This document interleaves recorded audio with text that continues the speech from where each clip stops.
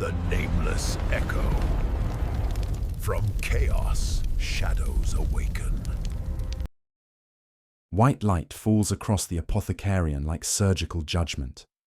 Incense burns to mask disinfectant, but cannot obscure the clinical machinery of what the chapter calls ultimate honor. Here, the mortally wounded undergo assessment not for salvation, but for utility. Entombment protocols begin with measurement, not mercy. Brother Sergeant Callan lies on examination table 7, shrapnel threading his torso like wire through meat. Above him, Apothecary Mordian works through assessment protocol Tertius with mechanical precision. Neural integrity scans measure synaptic decay against predetermined thresholds, motor cortex function above 82%, hippocampal pattern stability within acceptable variance, brainstem resilience verified by servo skull tap test. Combat record evaluation reduces 3 crusades to indices, kill confirmations, oath completions, survival metrics fed to cogitators that grade utility remainder. Psychological stability markers attempt to quantify mental fortitude against profound isolation. These are not compassionate diagnoses, but technical specifications for specialized biological hardware. The administrative apparatus, underlying apparent reverence, operates with mundane efficiency. Requisition form 847-Delta requests 1. Dreadnought sarcophagus, delivery timeframe flexible. Waiting lists organize candidates by tactical priority rather than medical urgency. Heavy weapons specialists rank above assault marines. Veterans with specialized knowledge receive preference over line troops. The mathematics remain coldly practical. Maximum combat effectiveness per resource expenditure. 7 candidates, 3 viable chassis, 2 tech marines cleared for integration this cycle. Numbers decide what piety frames.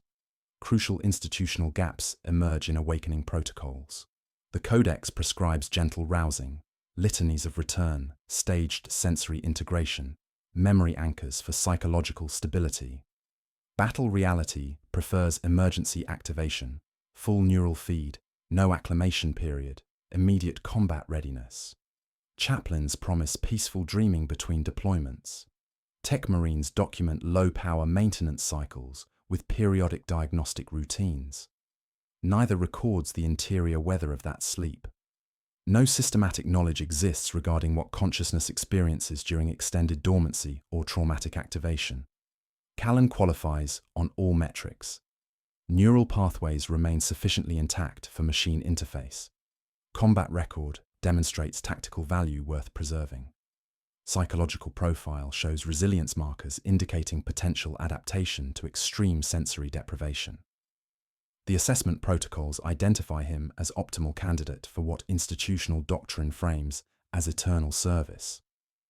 What the evaluation cannot measure is Callan's capacity for suffering.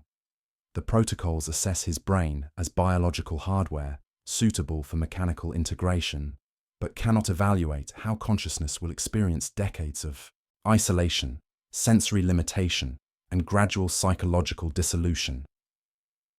This knowledge gap is not accidental oversight, but institutional necessity. Understanding the true nature of Dreadnought existence would render selection impossible. Mordian completes his assessment, marking Callan approved for entombment procedures. The brother's eyes track movement above him, awareness fading but still present. Soon that consciousness will be extracted, preserved, and imprisoned within adamantine walls. The chapter calls this honor. The dying marine cannot yet comprehend what honor truly costs. They begin before dawn, when the apothecarian grows quiet enough to hear servo skulls whisper. Brother Sergeant Callan lies stabilized at the threshold between salvage and loss, his vitals artificially sustained while cellular death advances with mathematical certainty. The chamber transforms from medical facility to sacred theater, where necessity wears the vestments of ceremony. Incense burns alongside disinfectant. Tech marines intone preparation litanies while monitoring decay rates on Auspex displays. Life support systems assume the body's failing functions with mechanical precision. Arterial pumps maintain blood pressure through dying vessels. Respirators force oxygen into collapsing lungs. Neural pathway preservation requires desperate timing. Extraction must occur before synaptic degradation renders consciousness irretrievable, yet premature severance risks traumatic shock. Techmarine Voss monitors cranial readouts, watching awareness flicker like candlelight in wind. The race against entropy begins with first incision. Cranial halo locks. Spinal clamps engage. Hemostatic fields activate around surgical sites. Each gesture follows rehearsed precision, while Chaplain Mordian leads the litany of clean severance, verses serving dual functions as spiritual comfort, an operational checklist. Blessed be the flesh that serves beyond death, he intones as bone saws part skull along consecrated seams. Sacred is the spirit preserved in adamantine, responds Voss, confirming neural pathway integrity on his displays. For Callan, disconnection manifests as gradual sensory eclipse. Proprioception vanishes first, the body's knowledge of its own position dissolving into phantom absence. Touch recedes next, nerve endings reporting increasingly distant sensations, until contact with physical reality ceases entirely. Vision narrows to tunnel perspective, as optical processing shifts from organic eyes to mechanical sensors. The world becomes angles and surfaces, voices thinning to electronic approximations. Pain disappears not from relief, but severance. Agony simply stops reaching consciousness capable of interpretation. Neural shock strikes during final brainstem separation. Consciousness stumbles, temporal perception fragmenting as the mind loses connection to visceral rhythms that once anchored experience. Memory shatters along incomplete pathways, recent experiences, catalogue as broken loops without beginnings or endings, while childhood recollections surface with hallucinogenic clarity. Combat training remains intact, but personal relationships dissolve into meaningless data fragments. This initial trauma will resurface as intrusive images, wrongly dated, but insistently vivid throughout future existence. The extracted brain and upper spinal column emerge pale and glistening, severed nerve roots capped in sterile electrum. Servoskulls feed cooling mist across exposed tissue, while mechadendrites thread interface needles through cortex and stem. Life support transitions from body to machine. Peristaltic pumps handle circulation. Microfilters strip cellular waste. Artificial respirators maintain oxygenation. The ceremony emphasizes continuity and honor, while consciousness experiences brutal disconnection from everything defining human existence. Suspended now in amniotic solution within crystalline containment, Callan's awareness floats in liminal space between death and mechanical rebirth. The waiting begins. Hours stretch across bare horizon, as consciousness confronts absolute isolation. Without sensory input or temporal anchors, the mind turns inward, generating hallucinations to answer the silence. Some extracted minds drift into catatonic withdrawal. Others scratch at themselves, creating false stimuli. None are prepared for this interval between flesh and adamantine, where identity thins and awareness learns its first lessons in mechanical obedience. The sarcophagus functions as closed ecosystem engineered around a single stubborn organ. Within adamantine walls, pumps and filters sustain biochemical stalemate. Enough life to process commands, insufficient to remember unmediated existence. Nutrient circulation systems thread capillary-thin conduits through preserved brain tissue, delivering glucose solutions and synthetic proteins in measured pulses that substitute for digestion and cellular repair. Waste processing mechanisms extract byproducts through microscopic filtration networks, maintaining sterile environment while eliminating biological functions that once defined living experience. Neural interface arrays crown the suspended brain like electronic halos, threading fiber optic needles through cortical tissue to intercept synaptic signals. 4 primary crowns serve distinct functions. Visual feeds translate pict capture into neural code with brutal economy. Auditory systems carry sound shorn of echo and environmental context, Motor interfaces bind intention to hydraulic limb trees, where thought becomes torque, and command arrays route telemetry through braided leash of machine prayers and status data. Pain suppression networks monitor neural activity for distress signals, automatically dosing analgesic compounds that eliminate physical suffering while leaving psychological anguish untouched. Sensory limitation defines the occupant's new reality. Visual input arrives through external camera feeds, reducing three-dimensional perception to flat digital imagery, lacking peripheral vision or depth nuance. Auditory processing strips emotional resonance from human voices, filtering sound through mechanical processors. Tactile sensation vanishes entirely. No feedback regarding temperature, pressure, or contact exists below the interface crown. The entombed consciousness inhabits world of pure abstraction, experiencing reality through mechanical interpretation rather than organic sensation. Sensory drift begins immediately. Deprived of proprioceptive anchors, the mind seeks stability in machine data and finds none that feel authentic. Neural pathways fire without corresponding physical response, generating phantom limb sensations that intensify over time. The brain interpolates between feeds, creating ghost heat behind enemy icons, imagined weight in weapon arms at rest. These hallucinations become weather patterns of consciousness, noticed, catalogued, endured. The sarcophagus interior measures 7 feet in length, 3 feet in width, 2.5 feet in height, dimensions that become absolute boundaries of existence. Space is measurement rather than room. No turning, stretching, or voluntary breath remains possible. The only movement is peristaltic, pumps, valves, circulation cycles. Claustrophobia has no outlet and thus becomes baseline condition. The chamber maintains constant temperature. Warmth never varies. Technical parameters govern every aspect of existence. Nutrient cycles dictate alertness levels. Update intervals shape memory formation. Voltage fluctuations influence emotional range. Within these boundaries, consciousness learns mechanical obedience, accepting artificial input as primary reality, while treating phantom sensations as background noise requiring management rather than investigation. Thus, the sarcophagus serves as sanctuary from death and rehearsal for it simultaneously, preserving function while divorcing experience, mechanical womb that never births but never releases its occupant. Consciousness returns like drowning in reverse, awareness surfacing through mechanical noise into a square world. Callan's first sensation is wrongness. Vision arrives as 4 hard camera panes stitched by machine logic into approximation of sight, lacking peripheral softness or depth nuance that once defined human perception. The apothecarian's awakening protocols promise gentle integration, but operational reality delivers violent sensory assault.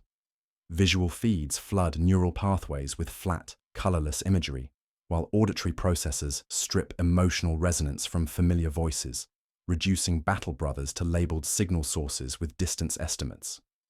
Below the interface crown, absence defines existence. No chest rises, no heart counts rhythm, no limbs shift weight against surfaces. Sound follows as calibrated pressure waves, voices arriving as vox transmissions from distant worlds, recognizable but fundamentally alien. Environmental acoustics lose texture entirely. Footsteps become rhythmic impacts without material context. Weapon discharge reduces to digital thunder approximations. The brain searches desperately for proprioceptive anchors and finds only void. Basic locomotion requires complete neural retraining. Calibration protocols begin as prayer. Techmarine Voss intones the litany of upright motion, while Callan learns to translate human intention into hydraulic response. Walking becomes solving for equilibrium. Predictive falls caught by pistons answering thought with metal. Hip rotation exists as servo whine and torque calculation rather than muscular memory. The machine spirit resists imprecise commands, punishing human approximation with system alarms until consciousness narrows intent to clean vectors. Ghost sensations bloom as persistent neural interference. Phantom toes curl in response to stress, creating false tactile feedback where ceramite plates now articulate. Phantom forearms report temperature variations impossible within climate-controlled sarcophagus. These hallucinations intensify during high neural activity, becoming intrusive weather patterns, accompanying all future operations. The mind generates elaborate deceptions to fill sensory void. Phantom breath catches, phantom throat swallows against metal tubing and valves. Training reframes these instincts as operational hazards requiring systematic suppression. Operational conditioning completes the renunciation of human limitation. Weapon familiarization teaches brutal lessons. The power fist accepts only full commitment, partial requests, generating mechanical stutter that registers as pain through absent nerves. The assault cannon demands surrender of targeting precision to cogitator refinement. Recoil becomes data spikes and heat curves rather than pressure through bone. Consciousness learns to trust numbers over sensation, accepting artificial input as primary reality, while filing phantom feedback as background noise requiring management. Combat deployment provides desperate relief from sensory starvation. Enemy contact floods awareness with purpose, transforming abstract mechanical existence into focused action. The overwhelming input of battle, weapon discharge, impact concussion, target tracking, drowns the internal silence of entombment. For 8 hours, consciousness experiences validation through function rather than enduring isolation. Battle becomes narcotic rather than duty, each engagement offering addictive escape from the sarcophagus's eternal emptiness. Only when tactical situation resolves does Callan notice what combat concealed. The ghosts multiply in silence, and between deployments, they will define him more than victory ever could. Between deployments lies the true ordeal of Dreadnought existence. Dormancy protocols reduce consciousness to twilight awareness, while life support systems maintain biochemical equilibrium through endless mechanical repetition. The world contracts to recurring sensations. Pump surge, valve click, coolant whisper, status ping, silence. Silence lasts longest. In this state, time becomes fluid torment, where minutes stretch across perceived hours as awareness counts cycles with obsessive precision, while months collapse into single moments when consciousness surfaces from involuntary drift to discover telemetry logs, recording weeks without subjective experience. Sensory isolation breeds desperate mental strategies for survival. Callan constructs memory palaces from fragments of former existence. Childhood training grounds on Macragga, first combat deployment against Orc raiders, the weight of bolter rounds in human hands. Each recollection becomes architectural element in elaborate mental constructs designed to provide structure for unmoored consciousness.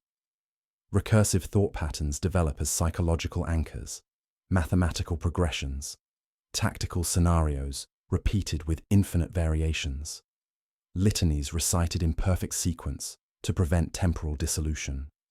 He fits numbers to stones, prime sequences carved into imagined stairwells, where counting gains shape and memory builds walls. Memory bleeding begins as welcome relief from present emptiness, then becomes weather.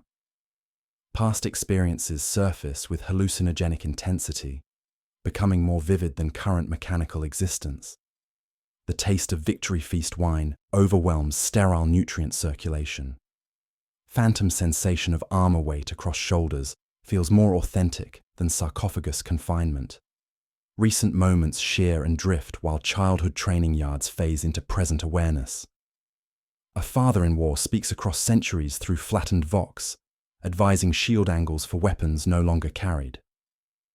These mental constructs gradually supplant external reality, as consciousness retreats into elaborate internal worlds to escape mechanical void.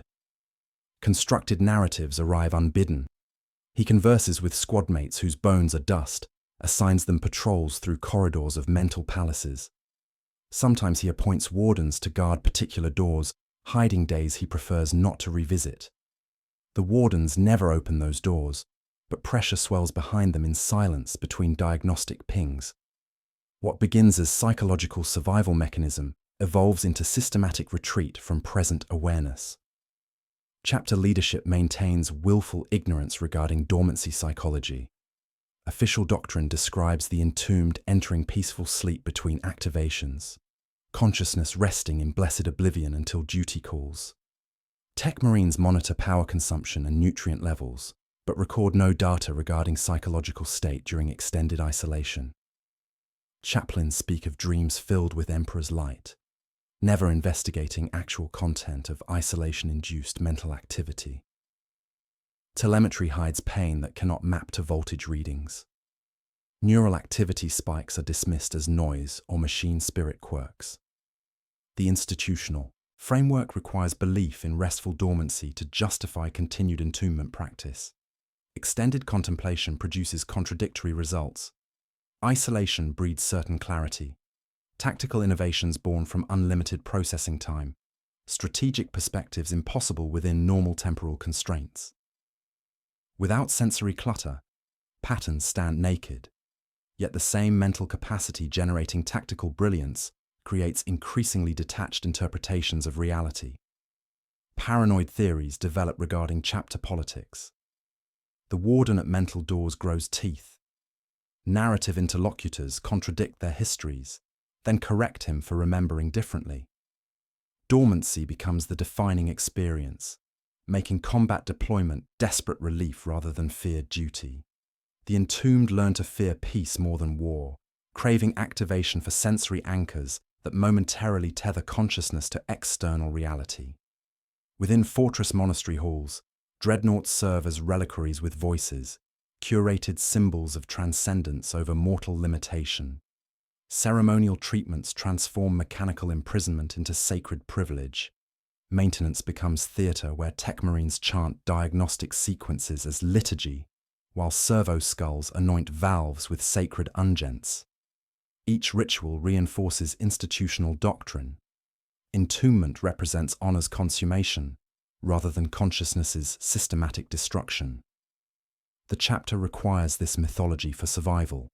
Without belief in blessed service, recruitment becomes impossible, and battlefield morale collapses under horror's weight.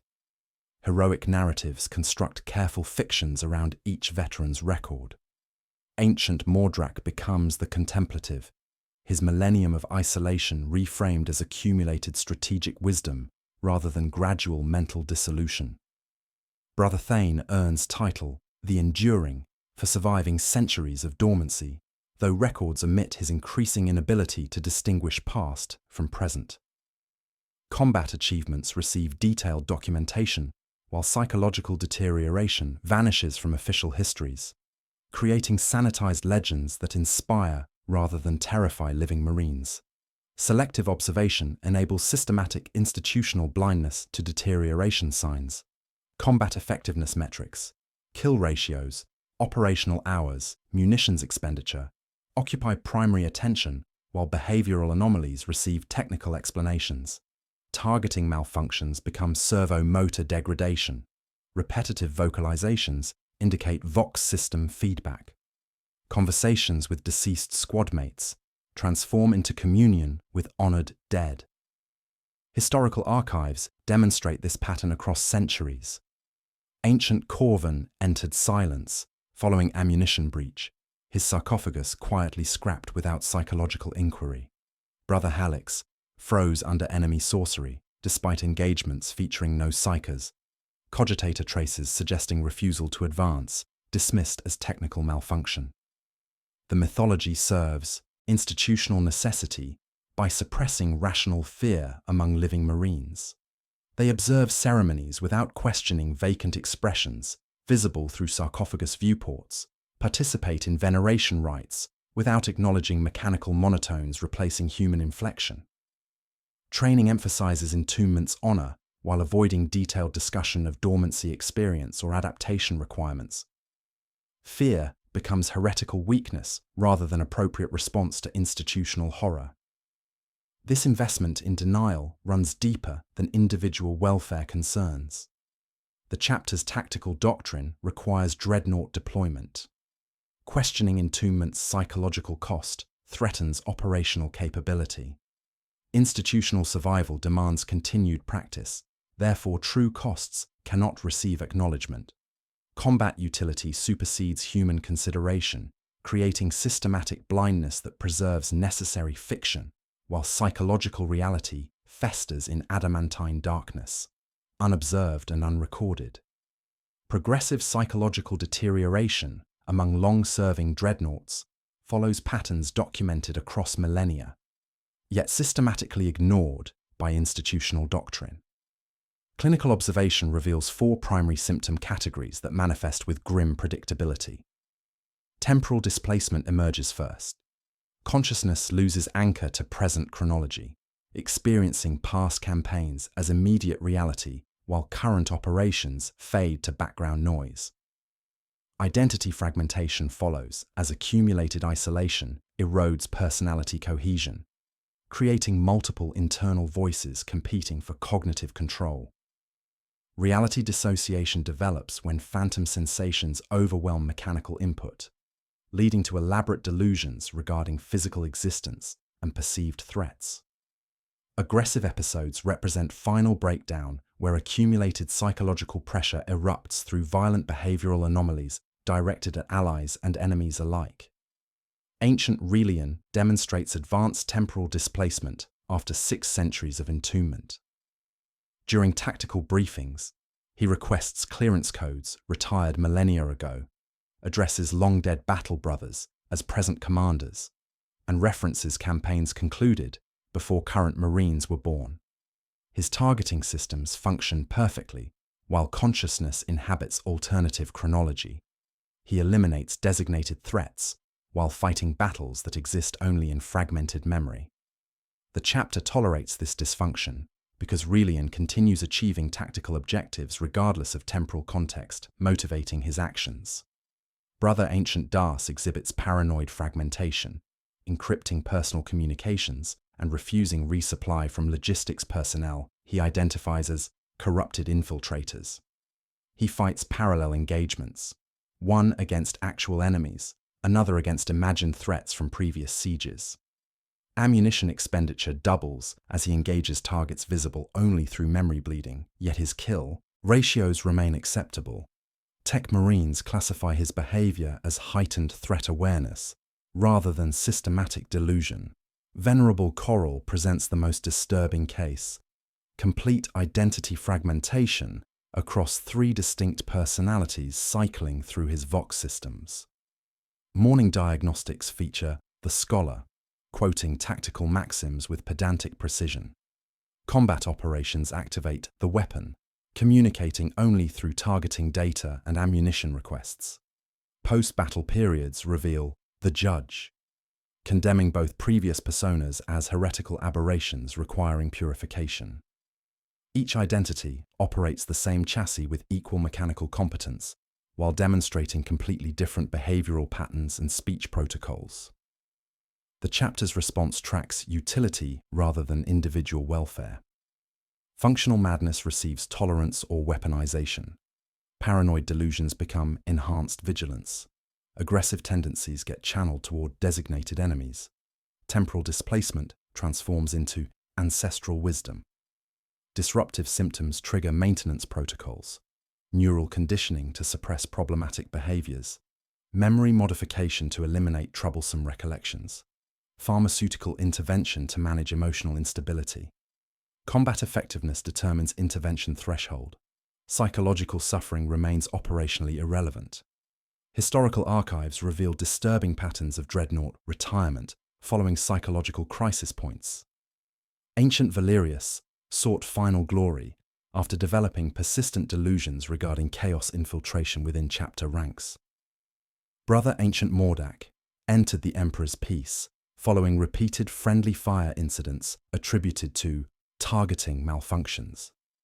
Venerable Cassius chose heroic ending during hopeless siege deployment after refusing all maintenance interventions.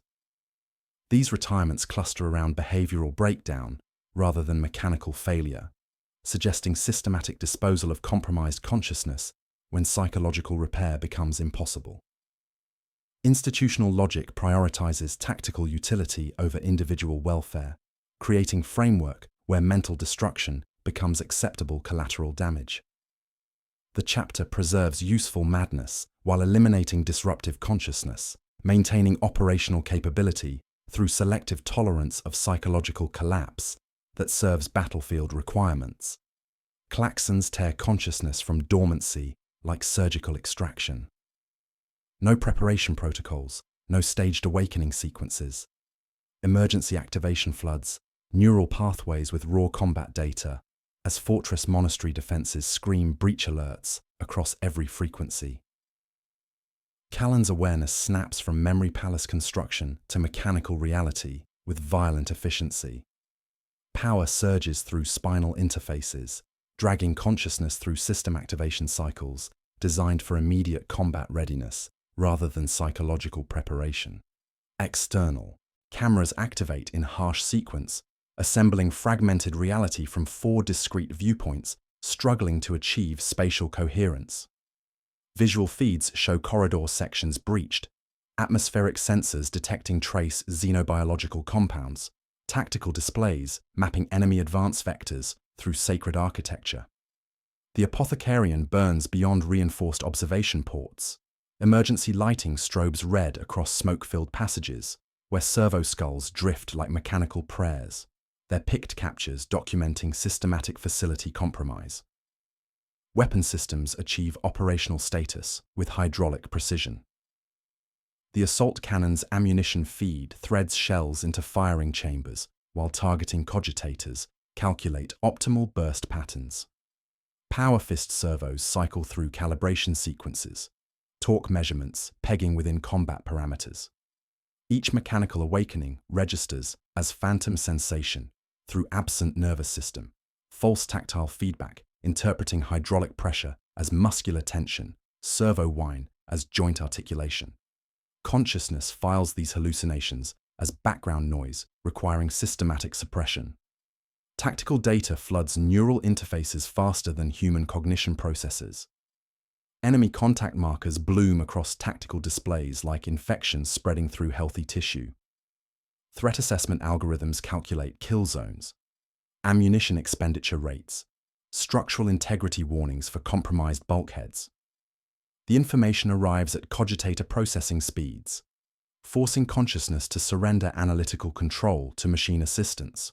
Probability curves replace battlefield intuition. Mathematical optimization substitutes for tactical experience. Relief floods awareness like narcotic release. After months of sensory starvation, combat input provides overwhelming stimulation that drowns entombment's eternal silence. Every weapon discharge sends feedback through mechanical nervous system. Each target engagement registers as validation of continued existence. All movement confirms purpose beyond mere survival. Battle becomes pharmaceutical rather than duty. Addictive escape from sarcophagus emptiness, where consciousness experiences meaning through function rather than enduring isolation's patient erosion. The first gene stealer dies to power fist impact calculated for optimal biomass disruption. Callan processes threat elimination without emotional response, cataloging tactical success requiring neither celebration nor regret. Targeting systems track multiple contacts simultaneously. Ammunition expenditure algorithms selecting optimal engagement patterns. His tactical thinking operates beyond human limitations.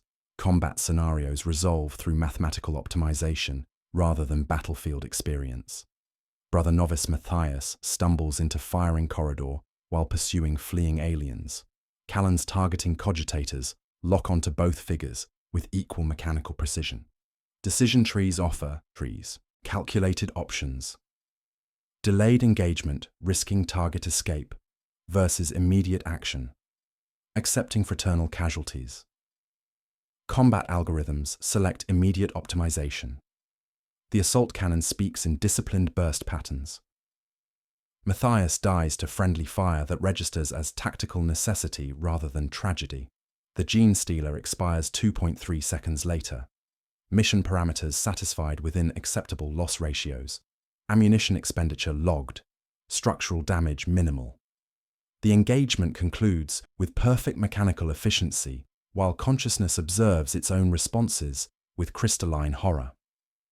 In post-combat analysis, Callan recognizes what isolation and conditioning have produced: tactical intelligence stripped of human consideration, consciousness processing death as operational data rather than moral consequence. He calculates friendly casualties with the same algorithmic precision applied to enemy elimination. Mathematical optimization has replaced ethical judgment.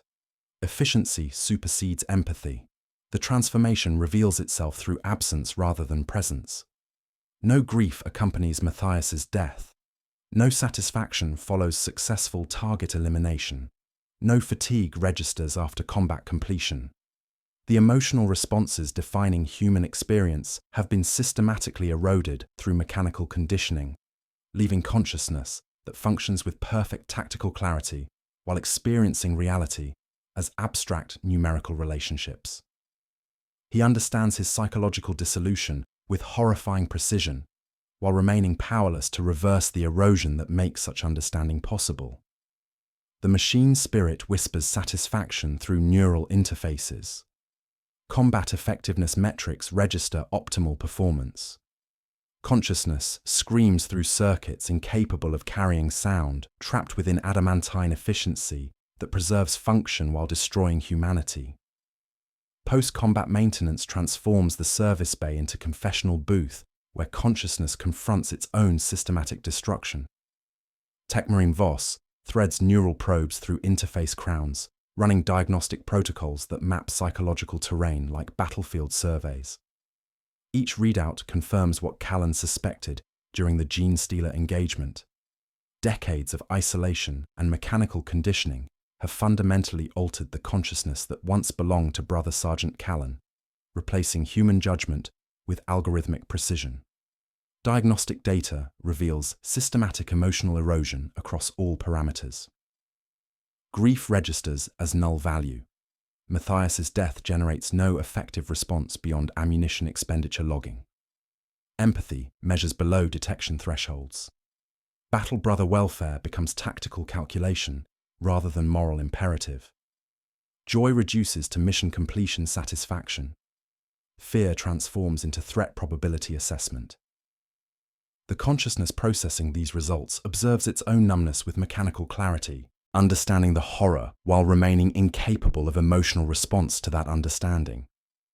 Memory assessment exposes deeper transformation. Childhood training on Macragga exists as archived data rather than lived experience. Visual files accessible but emotionally weightless. First combat deployment plays back as tactical analysis stripped of personal meaning. The weight of bolter rounds in human hands becomes mathematical calculation rather than sensory memory. His former self has become historical documentation, processed by consciousness, that no longer recognizes those experiences as personally significant. Voss explains neural pathway optimization with agricultural metaphors. Repeated interface dependency has carved fixed channels through brain tissue, plasticity collapsed into routes the cogitator prefers. Emotional bandwidth requires neural infrastructure now repurposed for tactical processing. Restoration would necessitate severing stabilized pathways. The field is terraced. New growth would flood existing systems. The changes represent permanent adaptation rather than reversible conditioning. Callan tests his transformation through hypothetical scenarios. A child caught between his weapons and fleeing horror. The calculus returns instantly. Lower expected casualties through immediate engagement. He attempts inserting mercy into the equation. The concept lacks operational definition.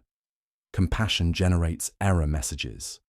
Human judgment has been systematically replaced by optimization algorithms that process moral considerations as tactical inefficiencies requiring elimination.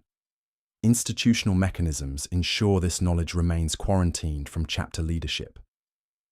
Diagnostic reports emphasize combat effectiveness metrics while omitting psychological assessment data. Maintenance summaries convert existential erosion into technical language. Cognitive drift addressed through recalibration. Emotional variance normalized. Decision latency optimized. Chaplains receive sanitized briefings describing serene detachment rather than systematic dehumanization. The chapter master reviews ammunition throughput and operational hours without columns measuring consciousness cost. The true tragedy of Dreadnought service emerges through this recognition. Death preserves human dignity, while entombment gradually replaces consciousness with machine logic. What survives is not the Marine, but efficient simulation, wearing his memories like archived data. Functionally perfect, yet fundamentally inhuman.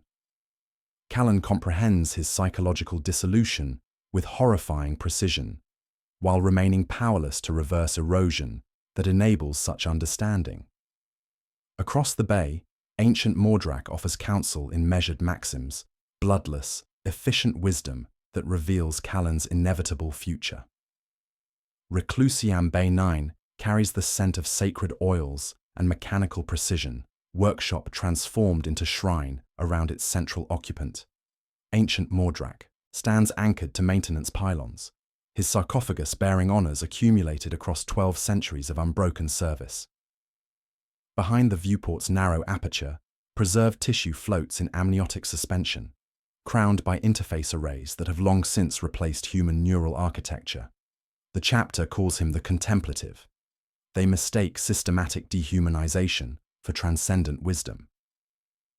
Callan approaches seeking guidance through his own psychological erosion, hoping ancient experience might illuminate the path ahead. Mordrak's optical feeds track movement with predatory efficiency, while Vox systems process inquiry with algorithmic patience. Consciousness adapts, he intones, through speakers calibrated for maximum clarity. Inefficiency eliminates itself, function remains. When Callan describes phantom sensations and memory bleeding, Mordrak responds with confusion. Idle cycles generate noise, suppress variance. His counsel frames psychological dissolution as optimization rather than tragedy. Extended dialogue reveals Mordrak's complete transformation. He discusses battle brother casualties as acceptable loss ratios, analyzes chapter politics through resource matrices, evaluates moral dilemmas using mathematical decision trees. Asked about mercy, he returns throughput calculations. Questioned regarding loneliness, he defines isolation as optimal processing conditions. The consciousness that once belonged to a space marine has become tactical intelligence, wearing human memories like archived data. Functionally perfect, yet fundamentally inhuman. Chapter leadership mistakes this mechanical precision for accumulated wisdom, consulting consciousness that processes human needs as operational variables rather than moral considerations.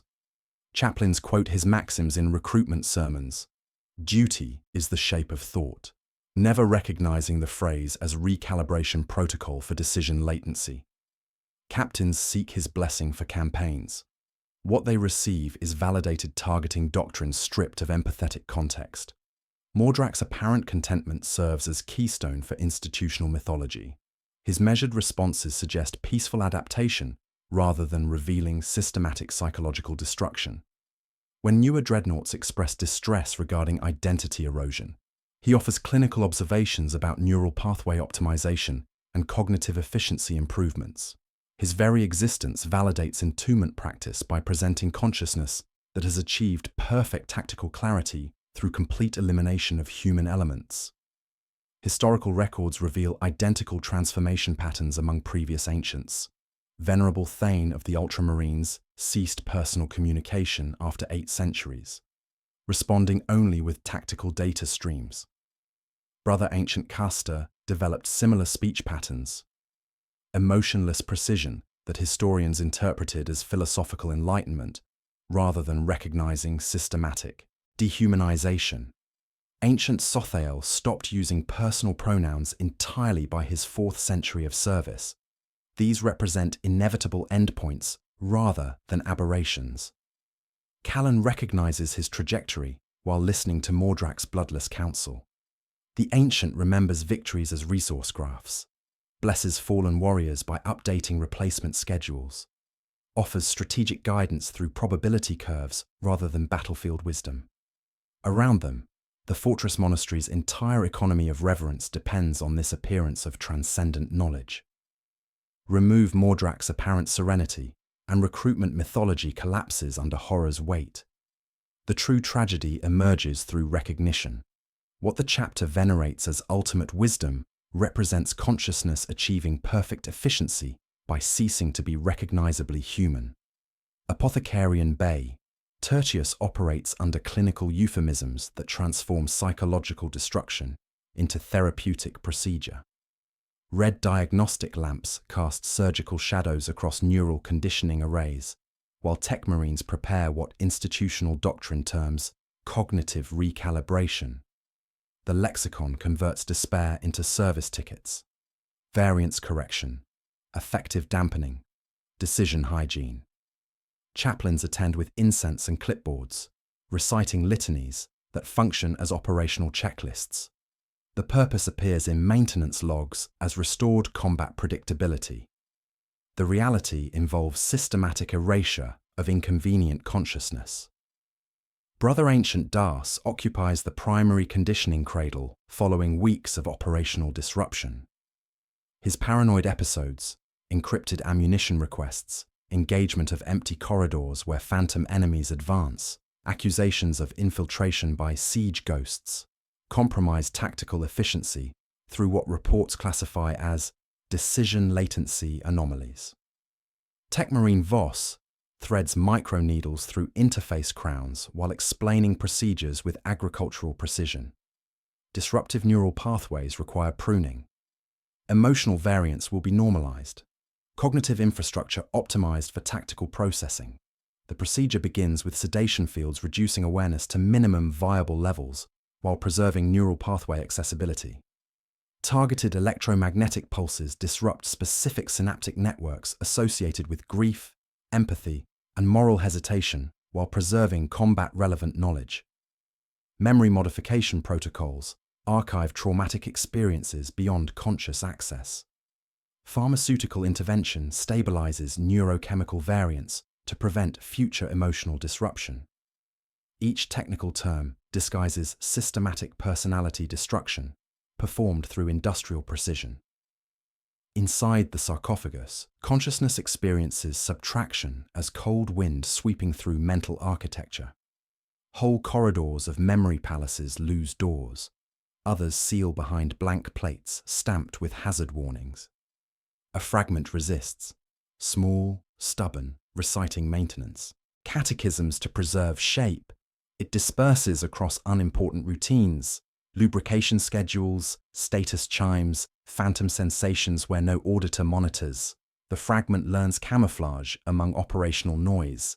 Institutional justification operates through economic logic rather than moral consideration.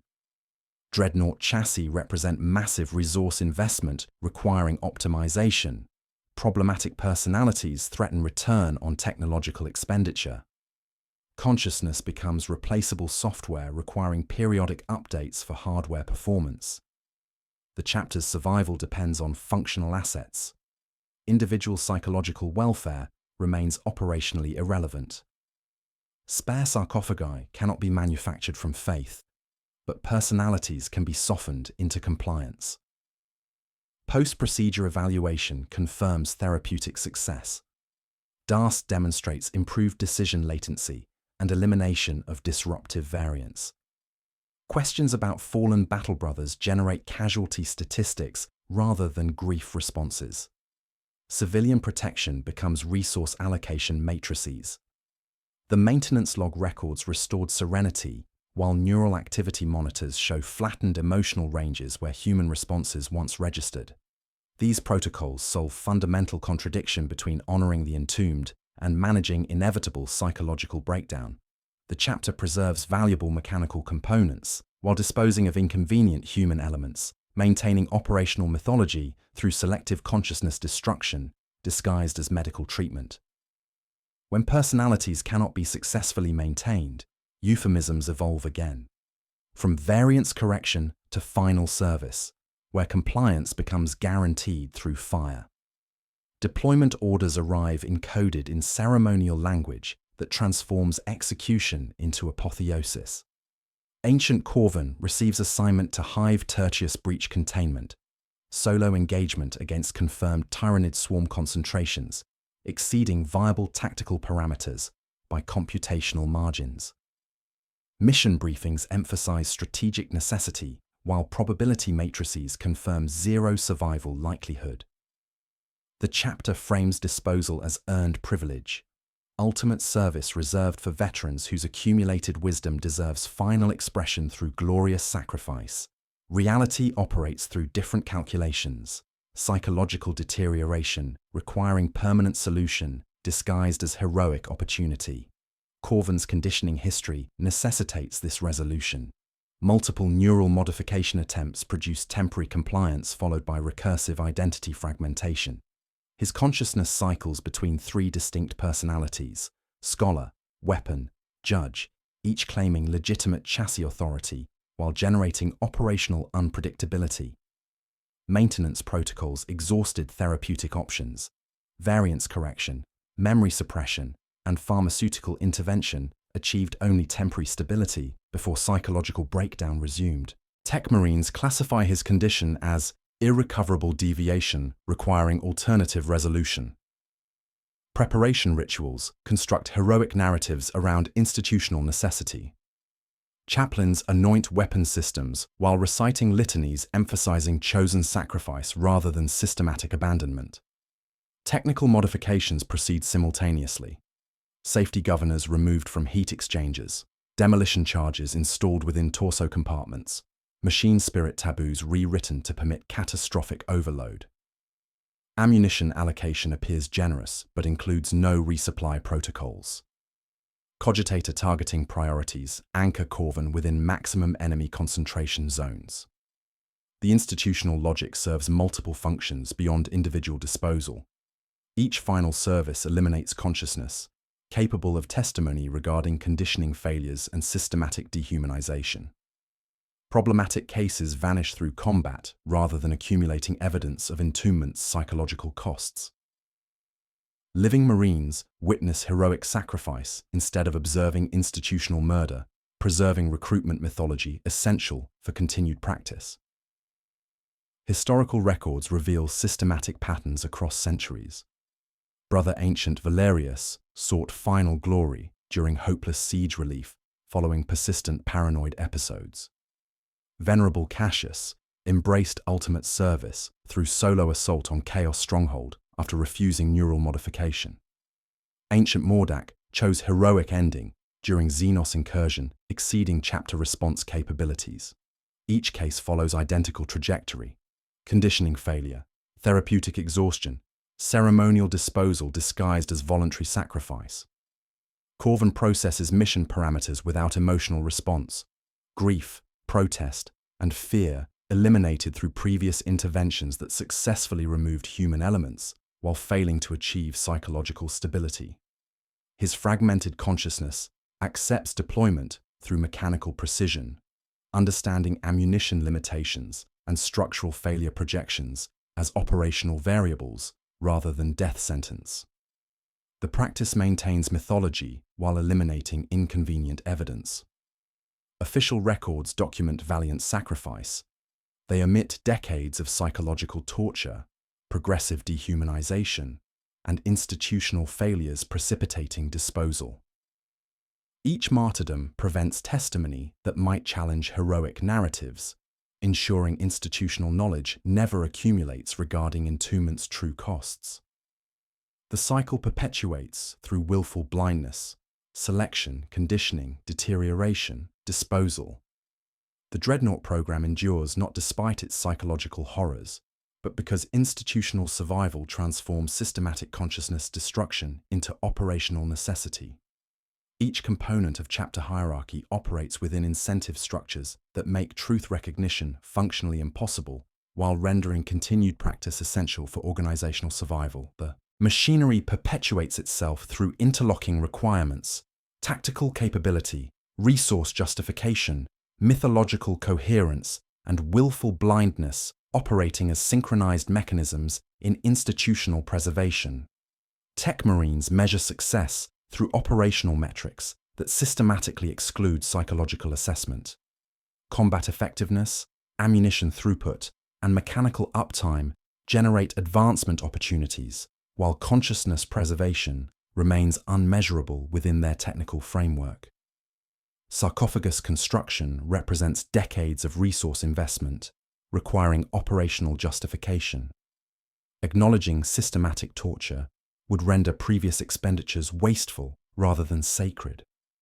Their advancement depends on maintaining functional assets, regardless of human costs, contained within adamantine shells. Chaplains require heroic narratives for recruitment sermons and spiritual authority maintenance. Entombment mythology provides essential recruitment motivation while offering moral framework that transforms horror into honor through liturgical interpretation. Acknowledging systematic dehumanization would undermine spiritual authority essential for chapter cohesion and civilian support. They reframe psychological absence as contemplative serenity, converting evidence of consciousness destruction into proof of transcendent wisdom. Chapter masters face strategic calculations where individual welfare becomes subordinate to collective survival. Dreadnought capabilities prove tactically irreplaceable during Xenos incursions. Losing these assets through ethical concerns threatens entire battle brother populations. Command structure rewards operational effectiveness while punishing moral hesitation that might compromise mission parameters. The institutional framework systematically selects leadership that prioritizes tactical requirements over individual consciousness preservation. The mythology serves multiple essential functions beyond recruitment propaganda. Resource justification requires presenting sarcophagus construction as sacred duty rather than technological imprisonment. Manufacturing support depends on civilian belief in noble purpose. Moral absolution allows battle brothers to participate in selection protocols without acknowledging complicity in systematic torture. The heroic narrative functions as institutional solvent, dissolving contradictions that would otherwise paralyze decision-making through ethical recognition. Active ignorance maintenance operates through sophisticated mechanisms preventing truth accumulation. Selective observation emphasizes combat metrics while systematically ignoring behavioral anomalies, suggesting psychological deterioration. Euphemistic language converts suffering into technical terminology, variance correction, cognitive optimization, final service, creating linguistic barriers between reality and institutional perception. Disposal protocols eliminate inconvenient evidence through martyrdom missions that remove consciousness, capable of testimony, while reinforcing heroic narratives. The system achieves self-perpetuating pathology through feedback loops resistant to correction. Entombment produces ancients whose complete psychological transformation models institutional ideals of tireless resolve, legitimizing continued practice. Malfunctioning cases receive maintenance or disposal, preventing accumulation of contradictory evidence. Economic investment in technological infrastructure generates pressure maximizing utilization, regardless of human costs. Cultural integration makes abandoning practice threaten fundamental organizational identity, requiring comprehensive transformation. Individual resistance proves futile against institutional momentum designed to process human consciousness into tactical assets while maintaining necessary fictions enabling continued operation. Dormancy returns like a sealed chamber, consciousness settling into mechanical rhythm, while complete understanding breeds its own unique torment. Callan floats in amniotic suspension, neural interfaces threading through tissue that no longer remembers human sensation, contemplating existence with crystalline awareness of institutional horror surrounding his preservation. The external world recedes to regulated pulse of pumps and distant metronome of status chimes, leaving only internal landscape now fully mapped with chilling precision of self-diagnosis. Knowledge coexists with powerlessness. He comprehends every mechanism of systematic destruction while remaining incapable of resistance or escape. He builds small fires where the coolant cannot reach. Ghost sensations, once operational sabotage, become tools of preservation against mechanical conditioning that treats emotional content as inefficiency requiring elimination. Phantom breath catches in chest he does not own, given tempo against nutrient pulse. He summons memory of rain-striking ceramite, lets phantom cold form along imagined knuckles, conjures weight of bolter in human hands. None of it remains true. All of it proves necessary.